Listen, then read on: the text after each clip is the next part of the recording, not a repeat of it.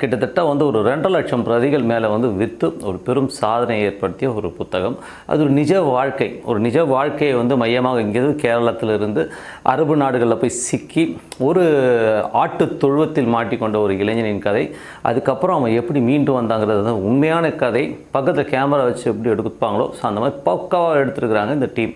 இது வந்து பிளஸ்ஸி தான் வந்து டைரக்ட் பண்ணியிருக்கார். ஸோ இந்த படத்தில் வந்து சுகுமாரன் வந்து பிருத்திவிராஜ் சுகுமாரன் வந்து ரொம்ப அற்புதமாக பண்ணியிருக்கார். பிருத்திவிராஜ் ஆக்டிங் ஏற்கனவே நிறைய படங்களில் வந்து ஸ்கோர் பண்ணியிருந்தாலும் இதில் வந்து ஒரு டிஃப்ரெண்ட்டான ஒரு ஜானர். ஏன்னா இந்த மாதிரி ஒரு கதை ஒரு ஹீரோ வந்து ஒத்துக்கிறதே பெரிய விஷயங்க. ஏன்னா வந்து பிளஸ்ஸி சொல்லும் போதும் இதில் வந்து ஒரு மசாலாத்தனமான எந்த விஷயமும் கிடையாது. முதல்ல வந்து அது ஒரு முக்கியமான விஷயம். இப்போ இது வந்து முழுக்க ஒரு ஆர்ட் ஃபிலிம் ஒரு மாடலில் வந்திருக்க படம் தான்.